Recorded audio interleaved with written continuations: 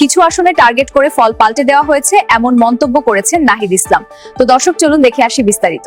নির্বাচনের ফলাফল ঘোষণার সময় সুনির্দিষ্ট কিছু আসনকে টার্গেট করে ফল পাল্টে দেওয়া হয়েছে বলে অভিযোগ করেছেন জাতীয় নাগরিক পার্টির এনসিপি আহ্বায়ক নাহিদ ইসলাম। তিনি বলেছেন, ভোট গ্রহণ একটা পর্যায় পর্যন্ত সুষ্ঠু হলেও ফলাফল ঘোষণার সময় কারচুপি করা হয়েছে। শুক্রবার রাজধানীর মগবাজারে জামায়াতে ইসলামের কেন্দ্রীয় কার্যালয়ে ১১ দলীয় নির্বাচনী ঐক্যের সংবাদ সম্মেলনে কথা বলেন নাহিদ ইসলাম। এনসিপির আহ্বায়ক বলেন, আমাদের অবস্থান খুবই সুস্পষ্ট।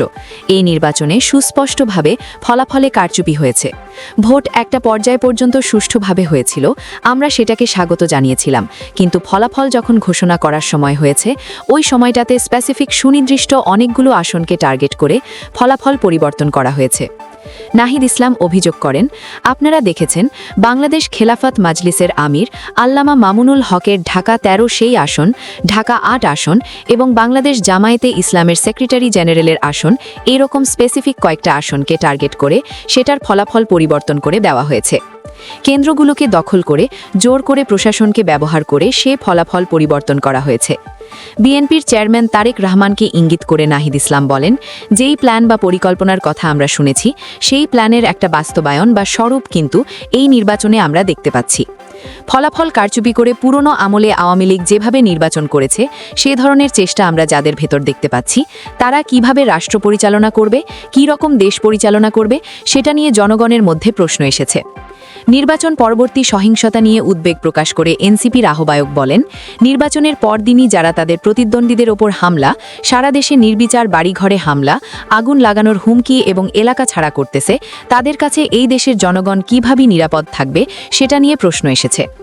নেতাকর্মী ও সমর্থকদের রক্ষায় ১১ দল ঐক্যবদ্ধ হয়েছে জানিয়ে নাহিদ ইসলাম বলেন, শফিকুর রহমান জামায়াতের আমির স্পষ্টভাবে বলেছেন, এটার জন্য রাজপথে নামার প্রয়োজন হলে আমরা সেটার প্রস্তুতি নিচ্ছি, কারণ এই দেশের মানুষকে যারা ১১ দলের পক্ষে নির্বাচনে কাজ করেছে, নেতাকর্মী সমর্থক, তাদের হেফাজত করা বা রক্ষা করার দায়িত্ব আমাদের। এনসিপির আহ্বায়ক বলেন, জনগণ এত প্রতিকূলতার মধ্যেও ১১ দলের পক্ষে ভোট দিয়েছেন, ১১ দলের পক্ষে অনেকে বিজয়ী হয়েছেন, অনেক কারচুপি করেও তাদের বিজয় আটকানো যায়নি। গণভোট প্রসঙ্গে এনসিপির আহ্বায়ক বলেন, আপনারা দেখবেন যে গণভোটে কত % ভোট পড়েছে, 60+68% ভোট পড়েছে। এই নির্বাচনে কিন্তু সুস্পষ্ট দুইটা পক্ষ ছিল, একটা সংস্কার ও পরিবর্তনের পক্ষ যারা গণতন্ত্র চায়, চাঁদাবাজি, দুর্নীতি, লুটপাট বন্ধ করতে চায় এবং বিচার ও সংস্কার চায়।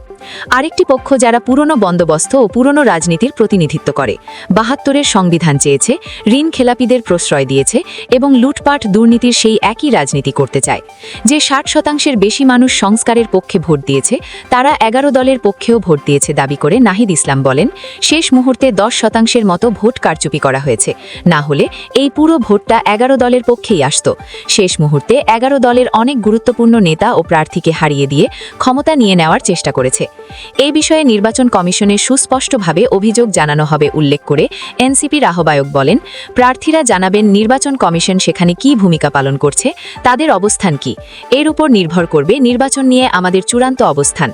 এদিকে আবার বিএনপির যে নেতাকর্মীরা নব্য আওয়ামী ফ্যাসিবাদী হয়ে উঠছেন, তাদের নিয়ন্ত্রণ করতে না পারলে তারেক রহমানের জন্য ভয়াবহ ভবিষ্যৎ অপেক্ষা করছে বলে মন্তব্য করেছেন আমার বাংলাদেশ এবি পার্টির সাধারণ সম্পাদক আসাদুজ্জামান ভুইয়া ফুয়াদ।